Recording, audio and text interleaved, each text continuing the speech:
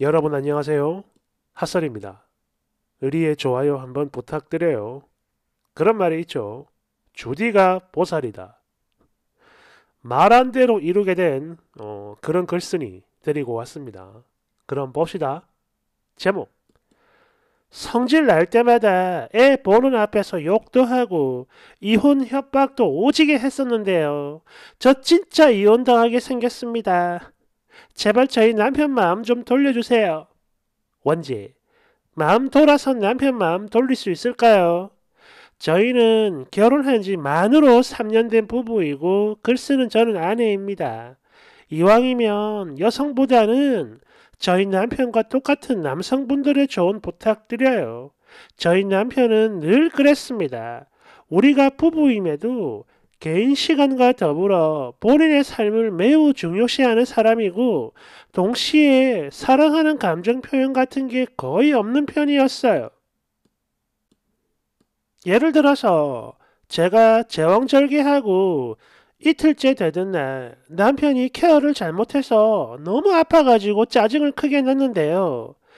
옆에서 열심히 도와주는 자기 마음은 하나도 모르고 고마워하기는커녕 짜증만 내는 거냐며 화를 내더니 바로 집으로 가버렸고 그 다음날 돌아온 적도 있어요. 그 이후로 복수라도 하듯 제가 아플 때 케어나 위로가 거의 없었고요. 이유를 물어봤더니 자기는 지금까지 인생을 살아오면서 몸살이나 몸이 엄청 아파도 어머니의 케어를 바라기보다는 그냥 조용히 빨리 나아서 회복하는 게 더 중요하다. 이렇게 여겼대요. 너도 그렇게 해라 이거죠. 이렇듯 남편의 무심함이 쌓여 아이 100일쯤에 제 마음이 너무 지쳐서 이혼하자라는 말을 뱉어버렸는데요. 남편은 이때 큰 충격을 받았고 처음으로 우리 두 사람 사이를 다시 생각해보는 계기가 되었다고 해요. 여하튼 당시 저는 진짜 끝이라 여긴 데다가 또 그동안 시댁에도 서운한 게 몇 가지 있어서 시댁 단톡을 말도 없이 나갔고 어머님 전화도 쌩까고 안 받았어요. 그래가지고 남편 역시 화가 많이 났었습니다. 특히 저희가 또 주말 부부다 보니까 주말에 말을 안 하면 대화도 없이 그런 시간이 5주가 넘을 때도 있었고요. 심리적으로 너무 힘들어 개인 상담을 받기도 했습니다. 그것도 무려 3번씩이나요. 그래도 상담을 하고 서로가 노력해서 제법 관계 회복이 되는 듯 했었거든요.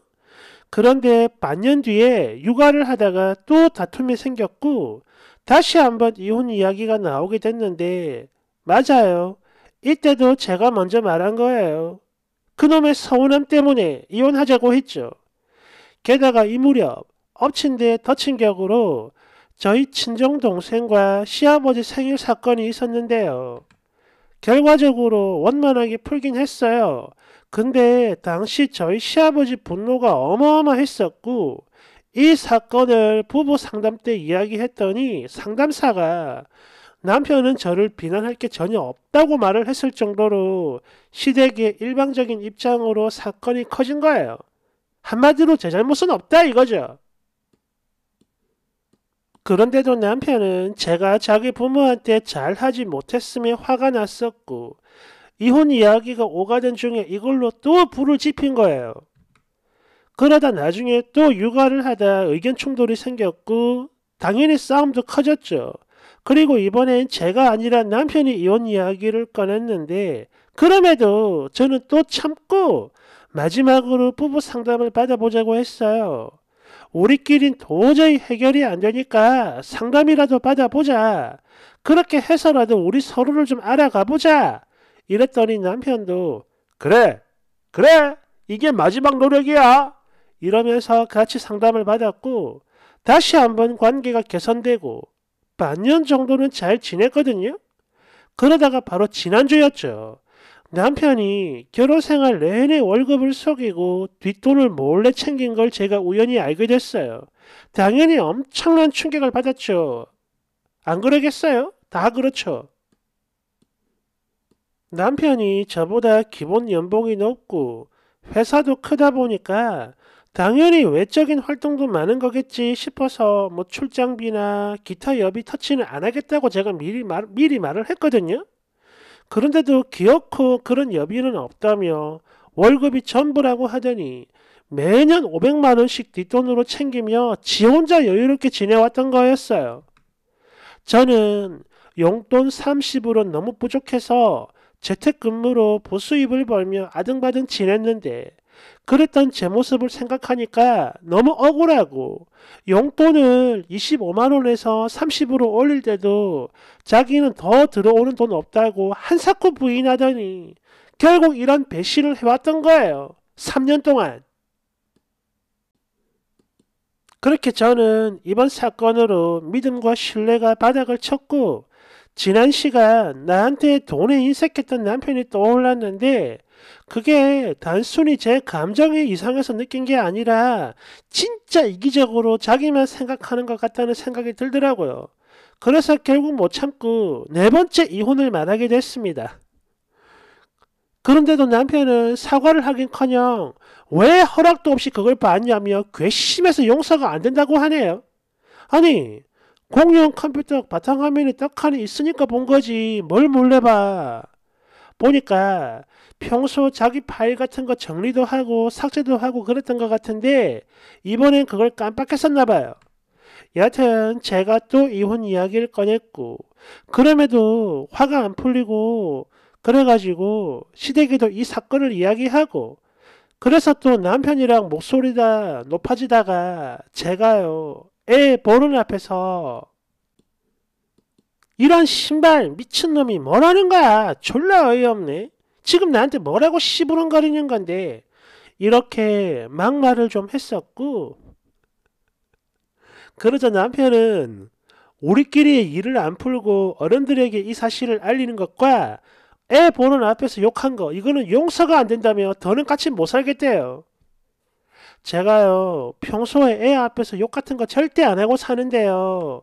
결혼하기 전부터 그런 입버릇이 좀 있긴 했어요. 뭐 졸라 웃긴다, 졸라 맛있다 등등등.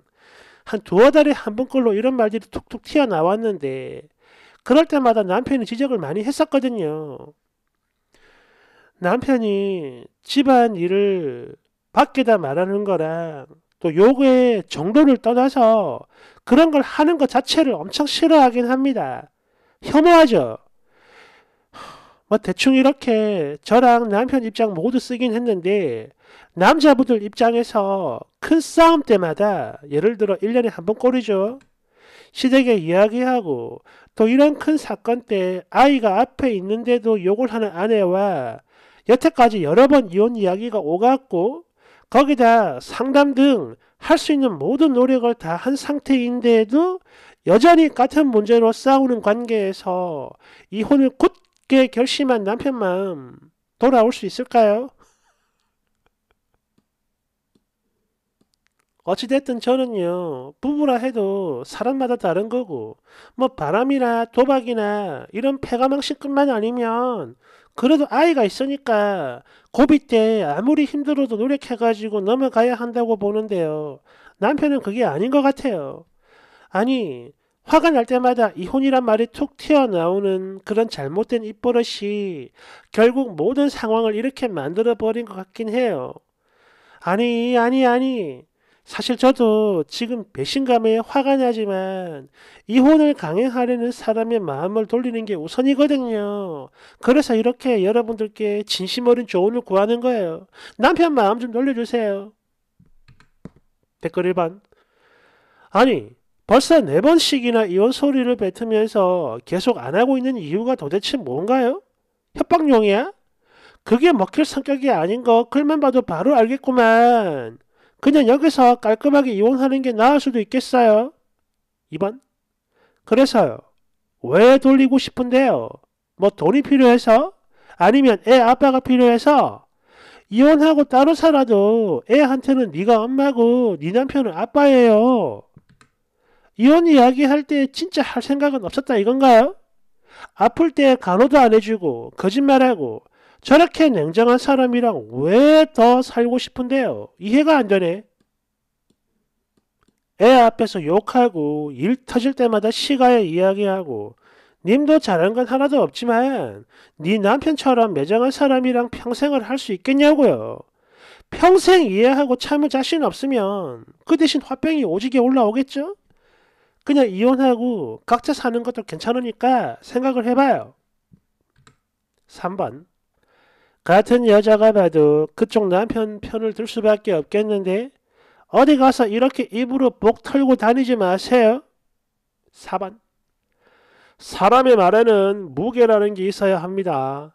이혼이란 말을 협박으로 썼다고 진짜 진절머리 났겠네. 아니, 지가 먼저 뱉어놓고 남편 마음 돌릴 수 있냐는 걸 묻는 건 도대체 뭐야? 이런 거랑 연애해서 내가 아는 건데 무한 감정적에다가 그냥 보고 있으면 걔 극혐이요. 5번. 네 남편요? 물론 마음에 안 듭니다. 진짜 싫어요. 근데 님은 그 싫은 걸 아득히 넘어 그냥 혐오스럽습니다. 아니, 니들 부부 문제를 왜 자꾸 부모님한테 알려요? 평소 언어 사용 좀 조심하라는 건데 왜 그러는 거냐고. 그것도 애 보는 앞에서. 반대로 남자가 그랬으면 당장 이혼하라고 난리치지만 여자가 이러면 뭐 편들어 주겠다. 이런 건 줄 알았습니까? 6번. 네 남편도 남편이지만 애 엄마라는 여자가 천박하게 졸라가 어쩌고 저쩌고 욕하고 게다가 협박성 이혼까지 네 남편도 정내미가 다 떨어진 거죠. 돌리기는 개뿔. 7번. 아니 뭐가 서운하고 문제가 있으면 대화로 풀어야 되는데 이혼할 생각도 없으면서 계속 그 말을 꺼낸 건 쓰니 잘못이죠.